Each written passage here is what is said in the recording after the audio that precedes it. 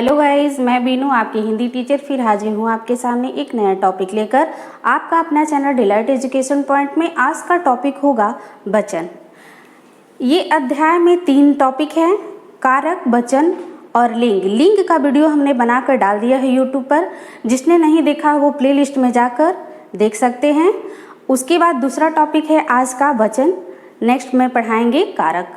तो चलिए जान लेते हैं वचन के बारे में। वचन की परिभाषा देखिए, वचन की परिभाषा क्या है, नोट कर लीजिए। वचन वो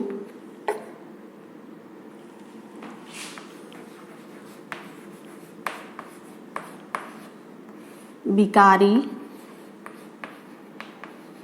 शब्द हैं जो संज्ञा,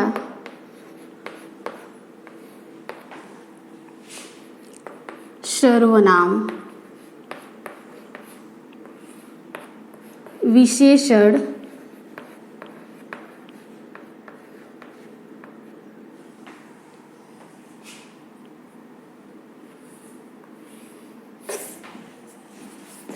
तथा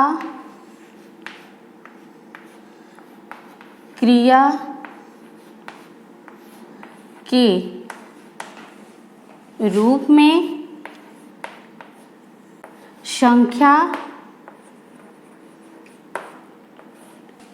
का बोध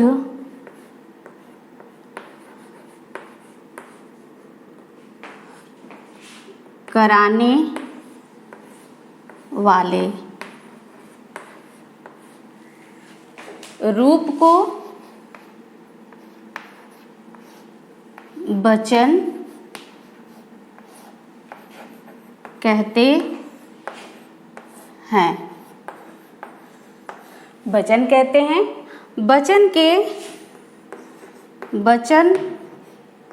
के 2 प्रकार हैं। 2 प्रकार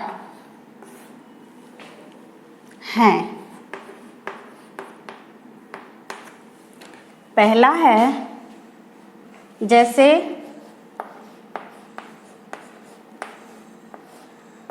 पहला एक वचन, दूसरा बहुवचन। ये वचन के 2 प्रकार हैं, पहला एक वचन और दूसरा बहुवचन। देखिए, एक वचन क्या है, जिसमें एक व्यक्ति या वस्तु का बोध हो वो एक वचन होता है, और जिसमें 2 या 2 से अधिक व्यक्ति या वस्तु का बोध कराया जाए उसे बहुवचन कहते हैं। इसके वचन के कुछ नियम हैं जो हम जानेंगे।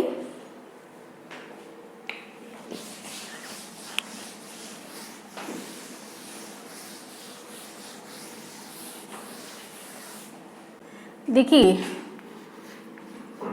आकारांत,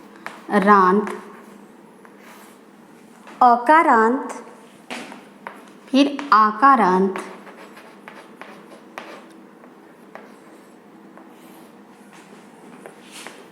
उकारांत,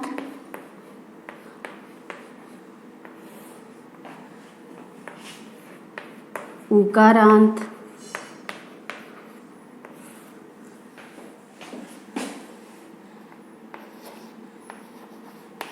इकारांत,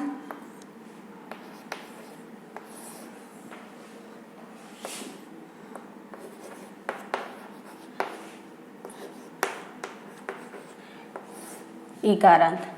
ये इसका क्या मतलब है? देखिए, आकारांत वो होता है जिस शब्द के लास्ट में अ स्वर लगा हो।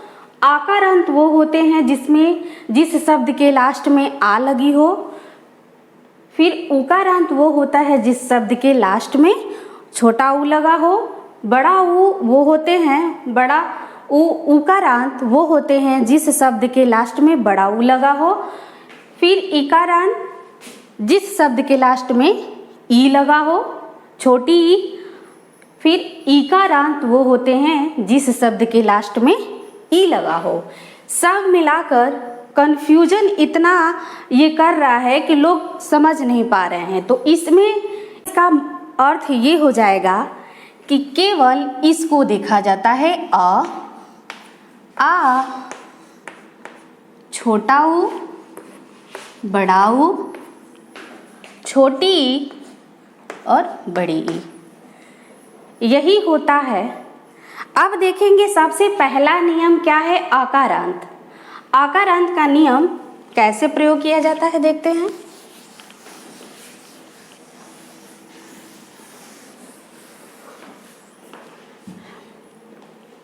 आकारांत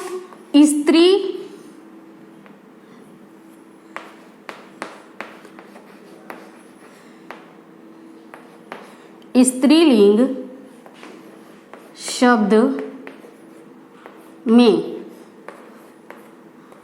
अ को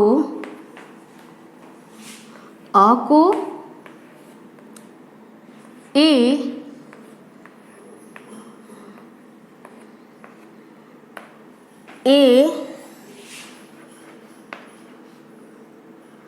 बनाकर बहुवचन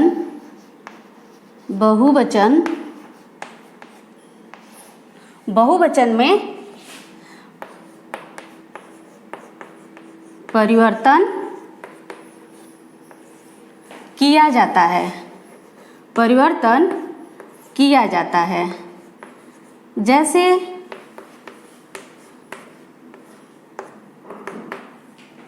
जैसे हो गया आँख,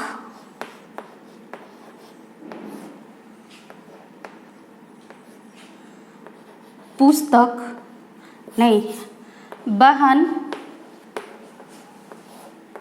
फिर पुस्तक,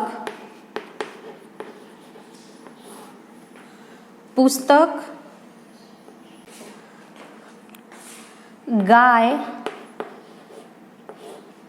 सड़क, इसको ए में परिवर्तित कर दिया जाता। अब देखिए आँख ये कह रहा है, इसका मतलब ये होता है कि जिस शब्द के लास्ट में अ हो। अब ये आँख जब बोला जा रहा है, ख जब हम बोलेंगे तो स्वर के साथ बोलेंगे। कैसे बोलेंगे? स्वर के साथ। आपने पढ़ा था इससे पहले, व्यंजन को बोलने के लिए स्वर की सहायता लेनी पड़ती है। वैसे आँख जो है, ख व्यंजन जो है अ की सहायता लेनी पड़ रही है। यहाँ पे अ का लोप हो जाता है, यानी अ दिखाई नहीं देता है। तो यहाँ पे अ ए में परिवर्तन कर रहा है। अकारांत स्त्रीलिंग शब्दों में ए में परिवर्तन करता है। जैसे हो जाएगा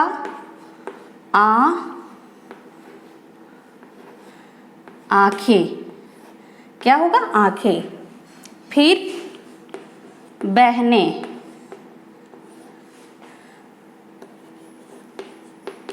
पुस्तकें,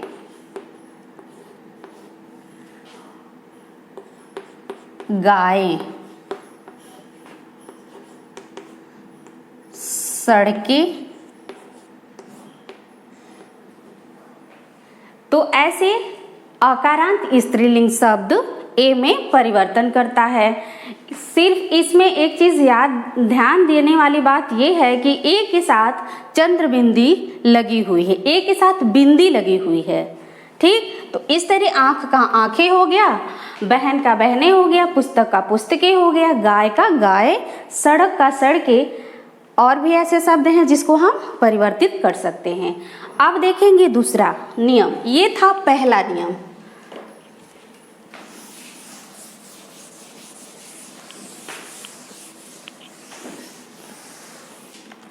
दूसरा नियम, पहले मैंने अकारांत बोला, अब बोल रही हूं आकारांत। आकारांत, ये दूसरा नियम है आकारांत। आकारांत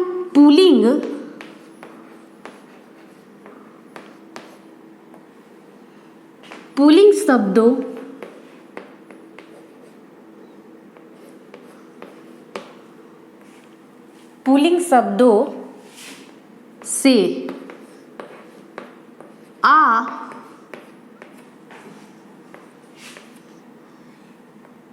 आ को ए में, आ को ए में परिवर्तन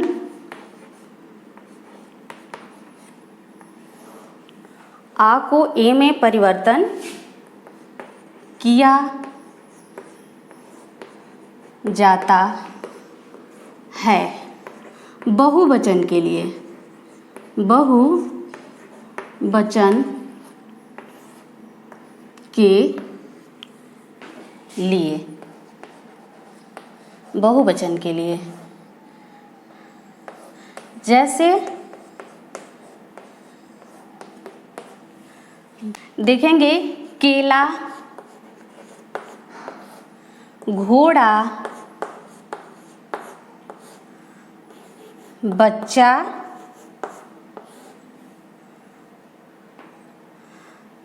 बेटा, और भी हैं, बस इतना समझ लीजिए। देखिए उसमें जो शब्द ए में परिवर्तन हुआ था उस ए की मात्रा में बिंदी लगी हुई थी। अब ये आकारांत पुल्लिंग शब्द जो है यहाँ पे ए के साथ बिंदी नहीं लगेगी। जैसे केले का हो जाएगा, केला का हो जाएगा केले, घोड़ा का घोड़े, बच्चा का बच्चे, बेटा का बेटे। एक शब्द और, गधा का गधे।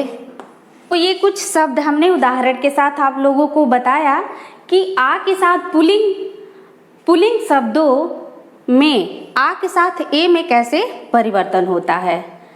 अब देख लेते हैं तीसरा नियम।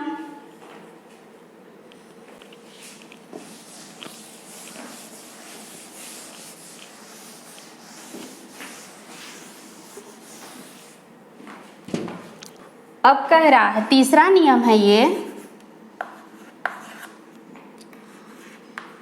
आकारांत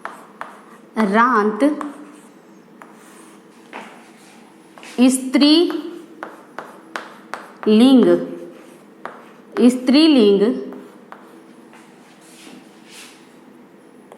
शब्द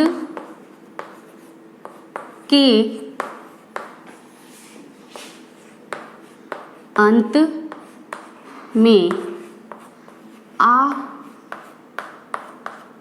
को ए में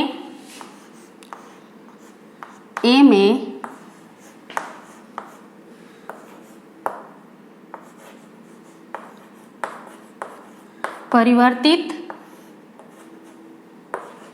किया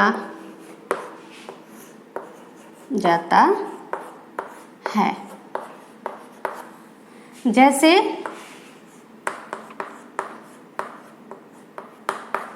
आकारांत स्त्रीलिंग शब्द के अंत में आ को ए में, ये चंद्रबिंदी रहेगा, ए में परिवर्तन किया जाता है। जैसे कुछ उदाहरण हैं, कन्या, कला, अध्यापिका,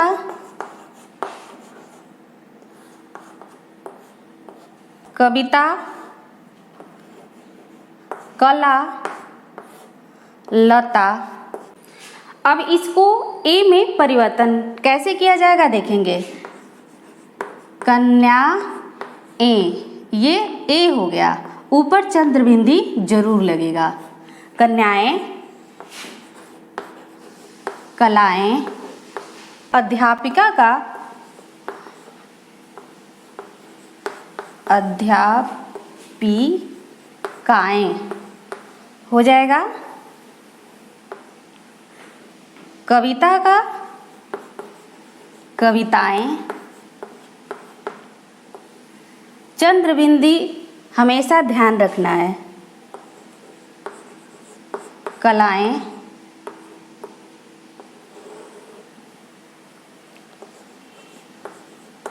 लताएं। ई आदि। और भी हैं शब्द जिसको हम परिवर्तित कर सकते हैं। मैंने छोटा सा उदाहरण दिया है 4-5 शब्दों का आप लोगों को समझने के लिए। अब देखेंगे चौथा नियम। उम्मीद है कि आप लोगों को समझ में आ गया होगा।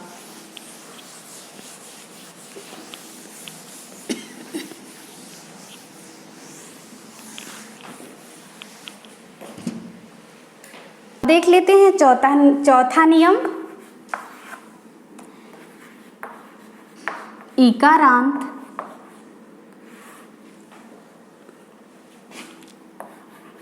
या इकारांत स्त्रीलिंग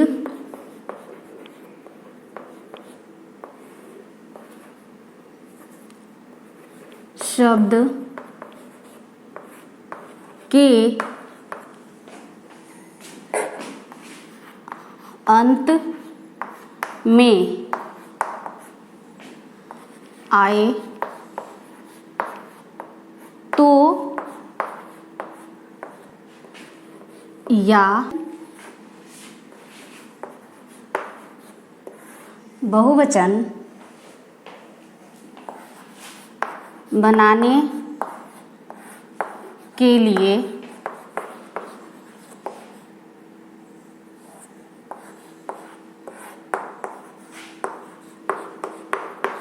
प्रयोग किया जाता है।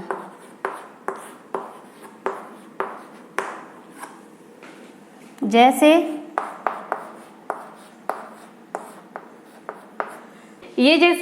इकारांत या इकारांत स्त्रीलिंग शब्द के अंत में आए तो इसका मतलब हमने बता दिया है। इसका मतलब हो जाएगा यहाँ छोटी ई और ये बड़े ई। ये दोनों शब्द यदि लास्ट में आए तो बहुवचन बनाने के लिए या का प्रयोग किया जाता है। बहुवचन हम बनाने के लिए या का प्रयोग करते हैं। तो उदाहरण कुछ देख लेते हैं।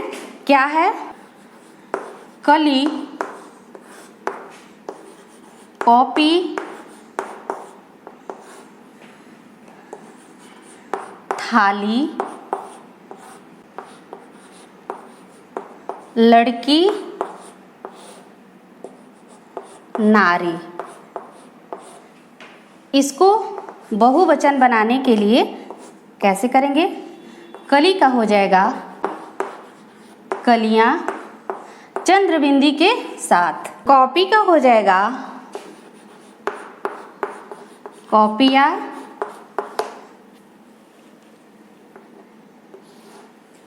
थाली का थालियां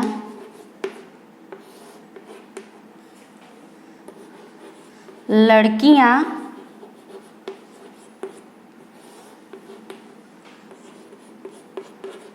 नारियां।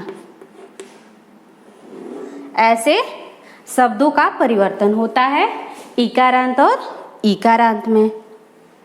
अब देखेंगे 5वां नियम।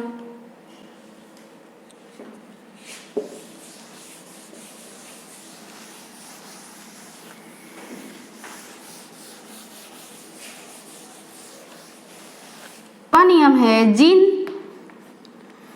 स्त्रीलिंग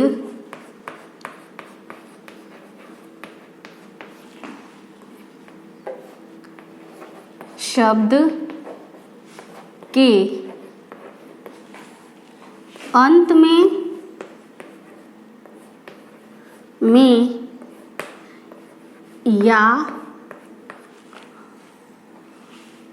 या शब्द हो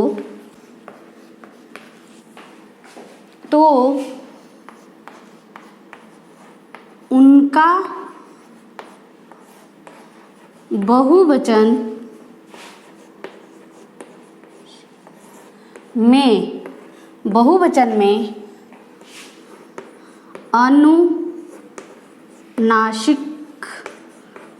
अनुनासिकता के साथ हो जाता है।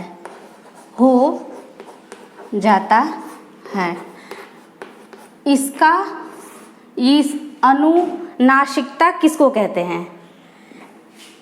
शब्दों में आप लोगों ने ये चीज़ देखा होगा, चंद्रबिंदी, इसी को हम अनुनासिकता कहते हैं। अब जैसे कुछ शब्द हम लिख रहे हैं, ये भी कह रहा है शब्द के अंत में या भी होना चाहिए, या के साथ चंद्रबिंदु, बहुवचन बनाने में चंद्रबिंदु का प्रयोग किया जाता है। जैसे हो गया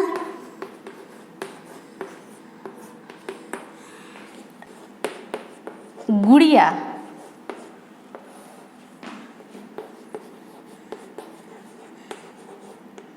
चिड़िया,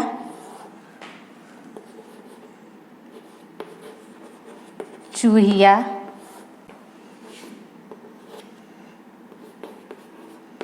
बिटिया। अब देखिए हर शब्द में या आ रहा है। अब इसका बहुवचन बनाने के लिए कैसे हो जाएगा? देखिए ये होगा गुड़िया, इस पे चंद्रबिंदु लग जाएगी, गुड़िया, चिड़िया,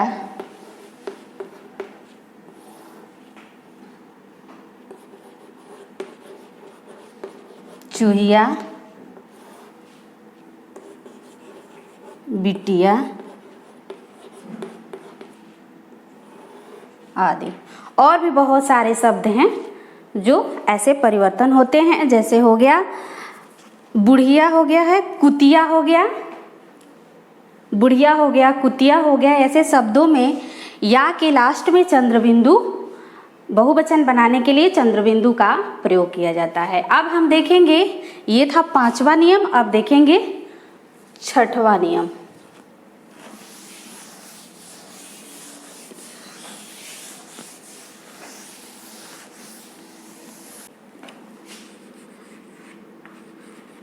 कुछ शब्द के अंत में उकारांत, फिर उकारांत या औकारांत हो तो बहुवचन बनाने के लिए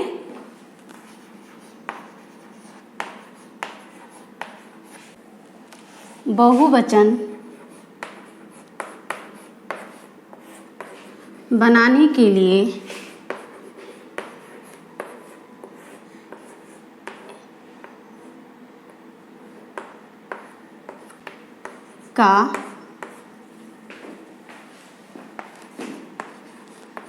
प्रयोग होता है।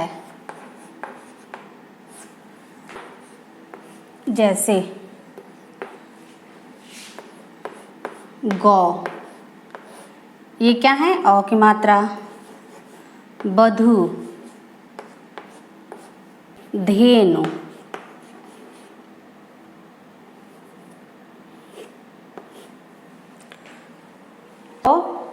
बधू, धेनु, वस्तु। इसका बहुवचन बनाने के लिए हो जाएगा गौ ए, बधू ए, बधू ए, धेनु,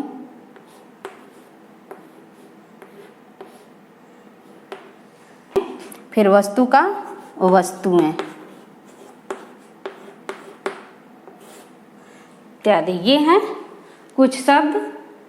कुछ 6वां नियम है जो उकारांत या औ हो तो, औकारांत हो तो बहुवचन बनाने के लिए ए का प्रयोग करते हैं। तो ये आपका, जैसे औ की मात्रा जिस शब्द में हो वो हो गया गौ, फिर बधू, धेनु, वस्तु। इन शब्दों को बहुवचन बनाने के लिए ए का प्रयोग किए हैं, जैसे गौएं, बधुएं, धेनुएं, वस्तुएं आदि। और भी बहुत सारे शब्द हैं जिसका हम बहुवचन बना सकते हैं। अब हम देखेंगे 7वां नियम। ये थे 6ठा नियम, अब देखेंगे 7वां नियम।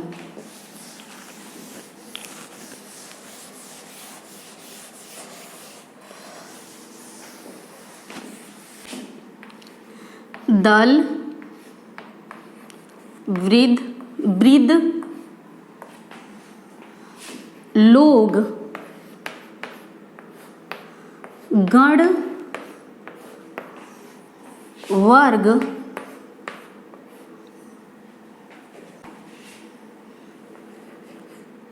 जन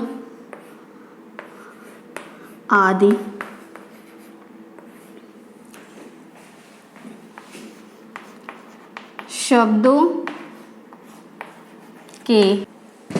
शब्दों को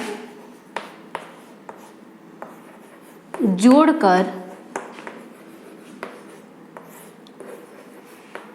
बनाया जाता है,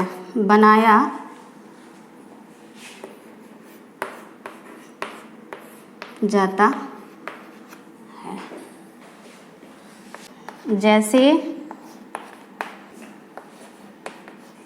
सेना, धन, दल। सेना, धन, दल। गुरु, धन, जन। श्रोता, धन, गण। कितने हो गए? आप, धन, लोग। अब क्या बचा? दल हो गया, वृद्ध हो गया, लोग, गण, वर्ग। वर्ग में विद्यार्थी वर्ग, विद्यार्थी, धन, वर्ग। ऐसे शब्दों को जोड़ा जाता है। अब देखिए ये बराबर में क्या हो जाएंगे। सेना दल, सेना दल हो जाएगा। गुरुजन, श्रोता गण, आप लोग,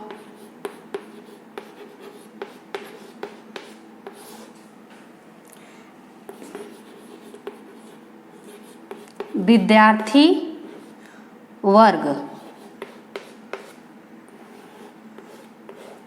ऐसे कुछ शब्द हैं जिसको साथ में शब्दों के साथ जोड़कर बनाए जाते हैं। ये कुछ शब्द हैं, ऊपर हमने लिखा है दल, वृंद, लोग, गण, वर्ग, जन आदि शब्दों को जोड़कर बनाया जाता है। तो ये हमने शब्दों को जोड़ दिया। अब देखेंगे 8वां नियम, वो लास्ट नियम है इसका।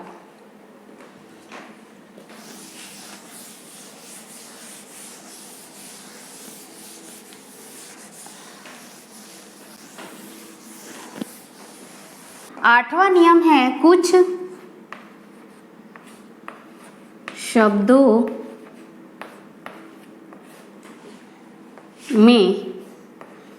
शब्दों में एक वचन और बहुवचन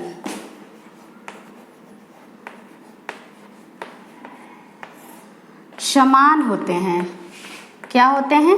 समान होते हैं। जैसे कौन से शब्द हैं जिसमें एक वचन और बहुवचन दोनों में प्रयोग किया जाता है? ऐसे हैं क्षमा, प्रेम, क्रोध, पानी, राजा,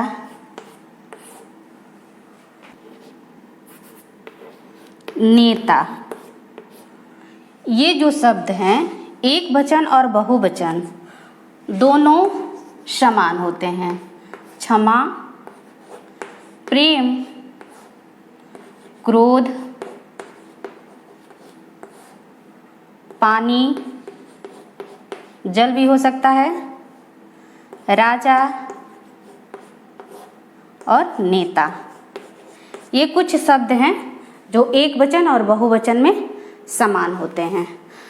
तो आज आप लोगों का चैप्टर नहीं, आज का टॉपिक था वचन, वो आज समाप्त हो गया है। हमें उम्मीद है कि आप लोगों को समझ में आया होगा।